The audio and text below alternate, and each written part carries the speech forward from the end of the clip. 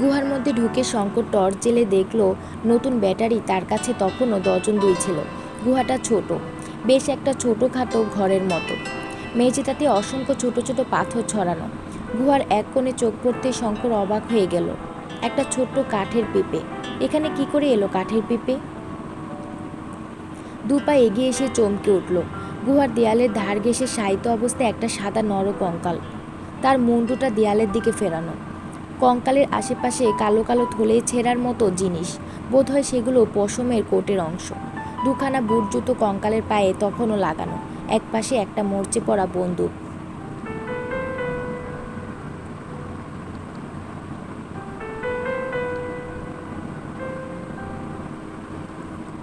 পিঁপেটার পাশে একটা ছিপি আটা বোতল, বোতলের মধ্যে একখানা কাগজ। ছিপিটা খুলে কাগজখানা বার করে দেখলো তাতে ইংরেজিতে কি লেখা আছে। পিঁপেটাতে কি আছে দেখবার জন্য যেমনি সে সেটা নাড়াতে গিয়েছে, অমনি পিঁপের নিচ থেকে একটা ফোঁস ফোঁস শব্দ শুনে ওর শরীরের রক্ত ঠান্ডা হয়ে গেল। নিমিষের মধ্যে একটা প্রকাণ্ড সাপ মাটি থেকে হাত তিনেক উঁচু হয়ে ঠেলে উঠল। বোধহয় ছোবল মারবার আগে সাপটা 1 সেকেন্ড দেরি করেছিল। সেই 1 সেকেন্ড দেরি করবার জন্য শঙ্করের প্রাণ রক্ষা হল। পর মুহূর্তে শঙ্করের 45 অটোমেটিক কোল্ট গর্জন করে উঠল। সঙ্গে সঙ্গে অত বড় ভীষণ বিষধর স্যান্ড ভাইপারের মাথাটা ছিন্ন ভিন্ন হয়ে রক্ত মাংস খানিকটা পিপের গায়ে, খানিকটা পাথরের দেওয়ালে ছিটকে লাগলো। আলভারেজ ওকে শিখিয়েছিল পথে সর্বদা হাতিয়ার তৈরি রাখবে। এই উপদেশ কতবার তার প্রাণ বাঁচিয়েছে। অদ্ভুত পরিত্রাণ সব দিক থেকেই। পিঁপেটা পরীক্ষা করে দেখা গেল সেটাতে অল্প একটু জল তখনও আছে। খুব কালো শিউ গোলার মতো রং বটে, তবুও জল। ছোট পিঁপেটা উঁচু করে তুলে পিঁপের ছিপি খুলে ঢক ঢক করে শঙ্কর সেই দুর্গন্ধ কালো কালির মতো জল আঘণ্ট পান করলো। তারপর সে টর্চের আলোতে সাপটা পরীক্ষা করলো। পুরো 5 হাত লম্বা সাপটা, মোটাও বেশ। এ ধরনের সাপ মরুভূমির বালির মধ্যে শরীর লুকিয়ে শুধু মুন্ডুটা উপরে তুলে রাখে। অতি মারাত্মক রকমের বিষাক্ত সাপ। এইবার বোতলের মধ্যের কাগজখানা খুলে মন দিয়ে পড়ল। যে ছোট্ট পেন্সিল দিয়ে এটা লেখা হয়েছে বোতলের মধ্যে সেটাও পাওয়া গেল। কাগজখানাতে লেখা আছে, আমার মৃত্যু নিকট, আজই আমার শেষ রাত্রি। যদি আমার মরণের পরেই কেউ এই ভয়ঙ্কর মরুভূমির পথে যেতে যেতে এই গুহায় এসে আশ্রয় গ্রহণ করেন, তবে সম্ভবত এই কাগজ তার হাতে পড়বে। আমার গাধাটা দিন 2 আগে মরুভূমির মধ্যে মারা গিয়েছে। 1 পিপে জল তার পিঠে ছিল, সেটা আমি এই গুহার মধ্যে নিয়ে এসে রেখে দিয়েছি।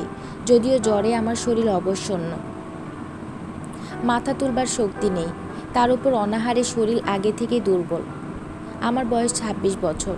আমার নাম আত্তিলিও গাত্তি। ফ্লোরেন্সের গাত্তি বংশে আমার জন্ম। বিখ্যাত নাবিক রিউলিনো কাভালকান্তি গাত্তি, যিনি লেপান্তর যুদ্ধে তুর্কিদের সঙ্গে লড়েছিলেন, তিনি আমার একজন পূর্বপুরুষ। রোম ও পিসা বিশ্ববিদ্যালয়ে উচ্চশিক্ষা লাভ করেছিলাম, কিন্তু শেষ পর্যন্ত ভবঘুরে হয়ে গেলাম সমুদ্রের নেশায়, যা আমাদের বংশগত নেশা। ডাচ ইন্ডিজ যাবার পথে পশ্চিম আফ্রিকার উপকূলে জাহাজ ডুবি হলো। আমরা 7 জন লোক অতি কষ্টে ডাঙা পেলাম। ঘোর জঙ্গলময় অঞ্চল আফ্রিকার এই পশ্চিম উপকূল। জঙ্গলের মধ্যে শেফু জাতির এক গ্রামে আমরা আশ্রয় নিই এবং প্রায় 2 মাস সেখানে থাকি। এখানে দৈবাত এক অদ্ভুত হীরের খনির গল্প শুনলাম। পূর্ব দিকে এক প্রকাণ্ড পার্বত্য ও ভীষণ অরণ্য অঞ্চলে নাকি এই হীরের খনি অবস্থিত। আমরা 7 জন ঠিক করলাম এই হীরের খনি যে করে হোক বার করতেই হবে। আমাকে ওরা দলের অধিনায়ক করলো। তারপর আমরা দুর্গম জঙ্গল ঠেলে চললাম সেই সম্পূর্ণ অজ্ঞাত পার্বত্য অঞ্চলে। সে গ্রামের কোনো লোক পথ দেখিয়ে নিয়ে যেতে রাজি হলো না। তারা বলে তারা কখনো সে জায়গায় যায়নি, কোথায় তা জানে না। বিশেষত এক উপদেবতা নাকি সে বনের রক্ষক। সেখানে থেকে হিরে নিয়ে কেউ ফিরে আসতে পারে না। আমরা দমবার পাত্র নই। পথে যেতে যেতে ঘোর কষ্টে বেঘোরে 2 জন সঙ্গী মারা গেল। বাকি 4 জন আর অগ্রসর হতে চায় না। আমি দলের অধ্যক্ষ। গাত্তি বংশে আমার জন্ম। পিছু হটতে জানি না। যতক্ষণ প্রাণ আছে এগিয়ে যেতে হবে এই জানি। আমি ফিরতে চাইলাম না। শরীর ভেঙে পড়তে চাইছে। আজ রাতেই আসবে সেই নিরবয় মৃত্যুদূত। বড় সুন্দর আমাদের ছোট্ট হ্রদ সেরিনো লাগ্রানো। ওরই তীরে আমার পৈতৃক প্রাসাদ কাস্ট্রো রিউলিনি। এত দূর থেকেও আমি সেরিনো লাগ্রানোর তীরবর্তী কমলা লেবুর বাগানের লেবু ফুলের সুগন্ধ পাচ্ছি। ছোট্ট যে গির্জাটি পাহাড়ের নিচেই, তার রূপোর ঘণ্টার মিষ্টি আওয়াজ শুনতে পাচ্ছি। না, এসব কি আবোল তাবোল লিখছি জ্বরের ঘোরে। আসল কথাটা বলি, কতক্ষণই বা আর লিখব। আমরা সে পর্বতমালা, সে মহাদুর্গম অরণ্যে গিয়েছিলাম। সে খনি বার করেছিলাম। যে নদীর তীরে হিরে পাওয়া যায়, এক বিশাল অতি ভয়ানক গুহার মধ্যে সে নদীর উৎপত্তি স্থান। আমি সেই গুহার মধ্যে ঢুকে এক নদীর জলের তীরে ও জলের মধ্যে পাথরের নুড়ির মতো অজস্র হিরে ছড়ানো দেখতে পাই। প্রত্যেকটি নুড়ি টেট্রাহেড্রন ক্রিস্টাল, স্বচ্ছ ও হরিদ্রাব।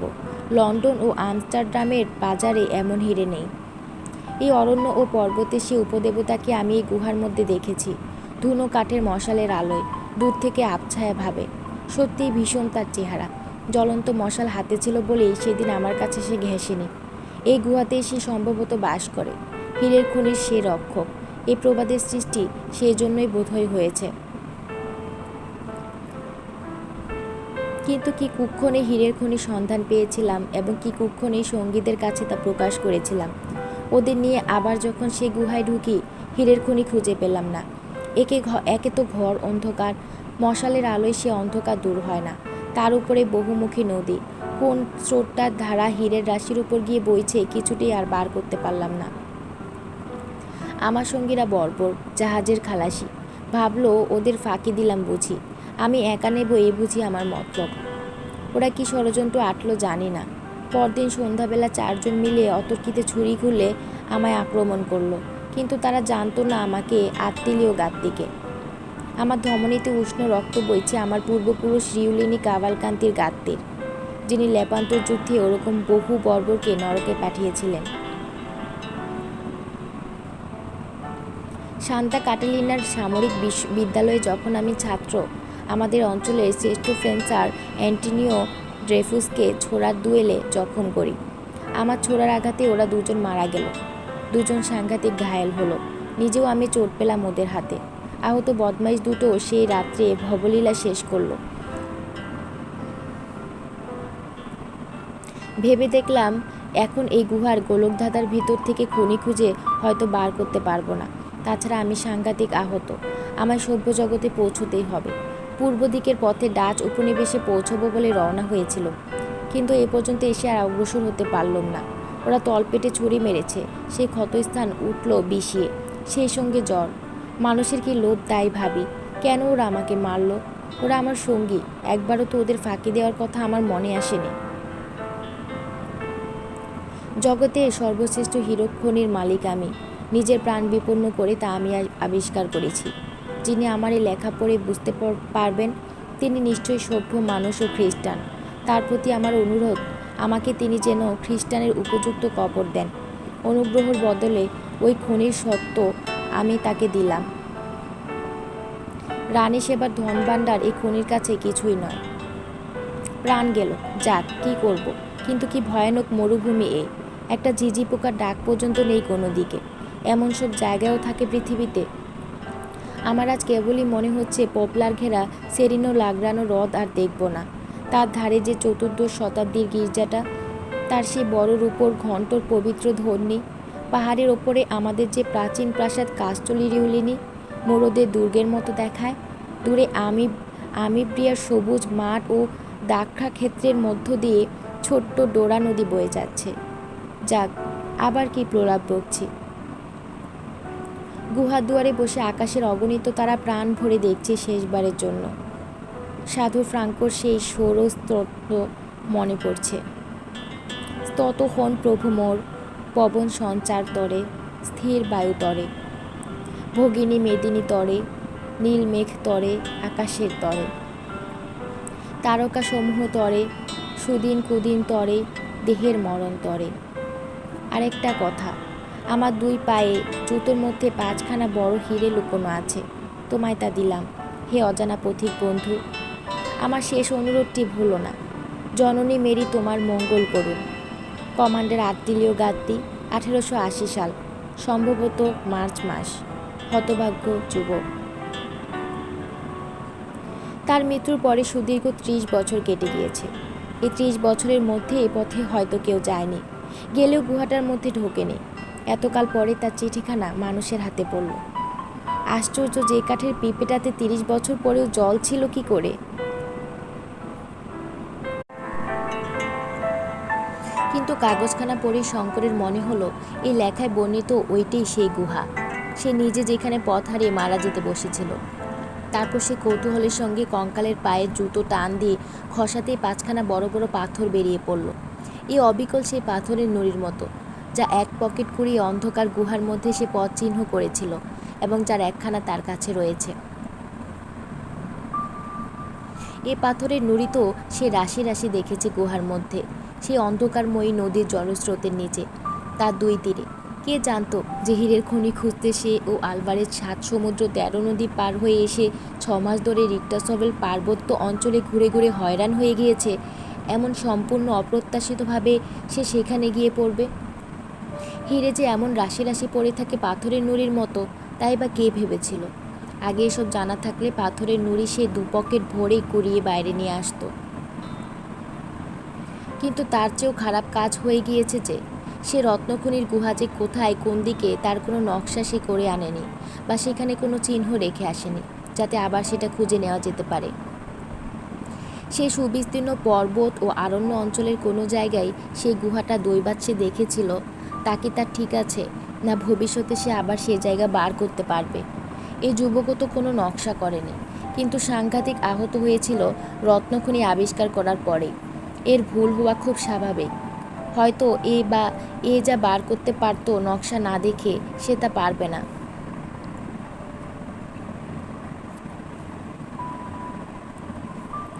হঠাৎ আলভারেজের মৃত্যুর পূর্বের কথা শঙ্করের মনে পড়ল। সে বলেছিল, চলো যাই শঙ্কর, গুহার মধ্যে রাজার ভাণ্ডার লুকানো আছে। তুমি দেখতে পাচ্ছ না, আমি দেখতে পাচ্ছি। শঙ্কর গুহার মধ্যে সেই নরকঙ্কালটা সমাধিস্থ করল। পিঁপেটা ভেঙে ফেলে তারই 2খানা কাঠে মরচে পড়া পেরেক ঠুকে ক্রুশ তৈরি করল ও সমাধির উপর সেই ক্রুশটা পুঁতল।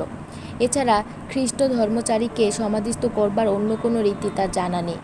তারপরে সে ভগবানের কাছে প্রার্থনা করল এই মৃত যুবকের আত্মার শান্তির জন্য। এসব শেষ করতে সারাটা দিন কেটে গেল। রাত্রে বিশ্রাম করে পরদিন আবার সে রওনা হলো।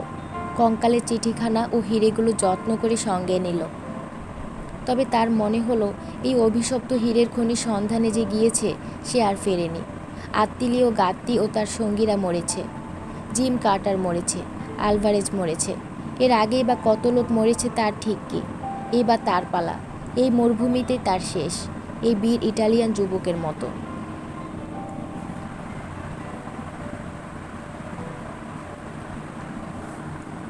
দুপুরের রোদে যখন দিক দিগন্তে আগুন জ্বলে, একটা ছোট্ট পাথরের ঢিবির আড়ালে শঙ্কর আশ্রয় নিল। 135 ডিগ্রি উত্তাপ উঠেছে তাপমান যন্ত্রে।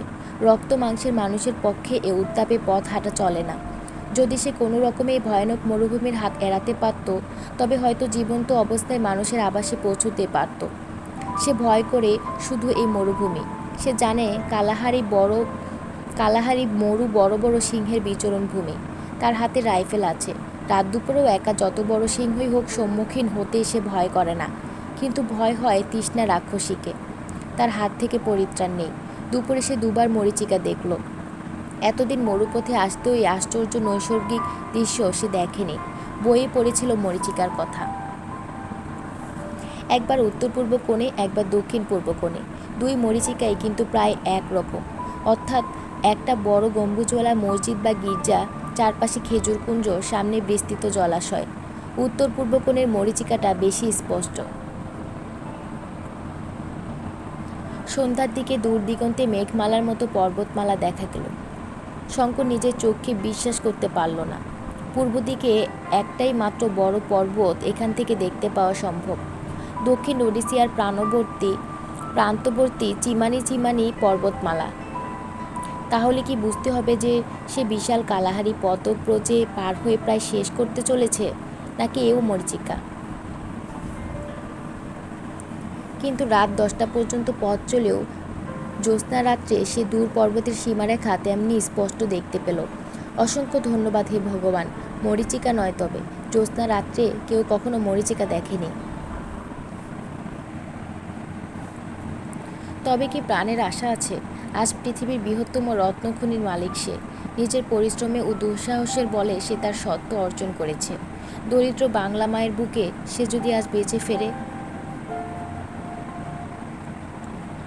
দুদিনের দিন বিকেলে সে এসে পর্বতের নিচে পৌঁছল।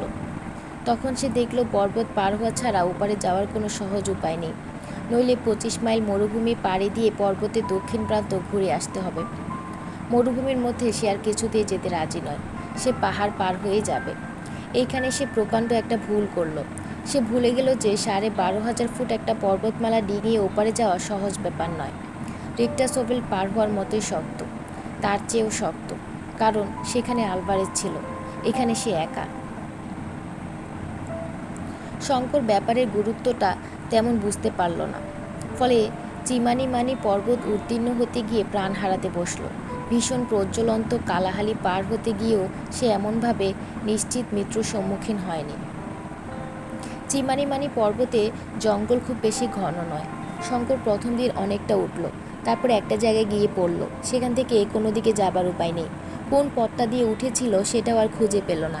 তার মনে হলো সে সমতল ভূমির যে জায়গা দিয়ে উঠেছিল তা 30 ডিগ্রি দক্ষিণে চলে এসেছে।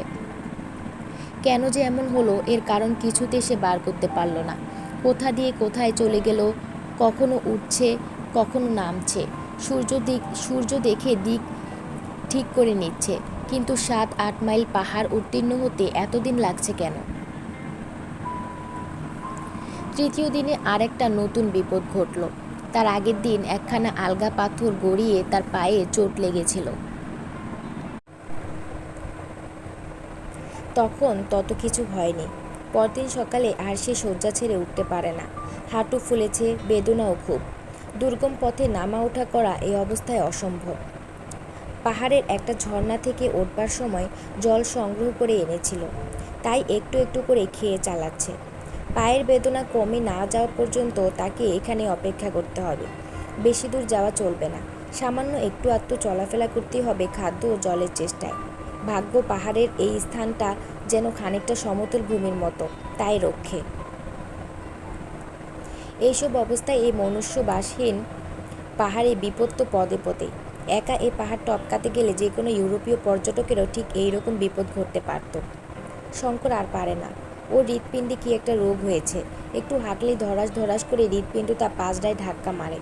অমানসিক পথশ্রমে, দুর্ভাবনায়, অখাদ্য কুখাদ্য খেয়ে, কখনো বা অনাহারের কষ্টে ওর শরীরে কিছুই নেই।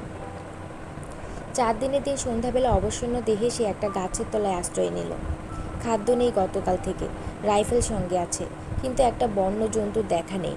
দুপুরে একটা হরিণকে চড়তে দেখে ভরসা হয়েছিল, কিন্তু রাইফেলটা তখন ছিল 50 গজ তফাতে একটা গাছে ঠেস দেওয়া। আনতে গিয়ে হরিণটা পালিয়ে গেল। জল খুব সামান্যই আছে চামড়ার বোতলে।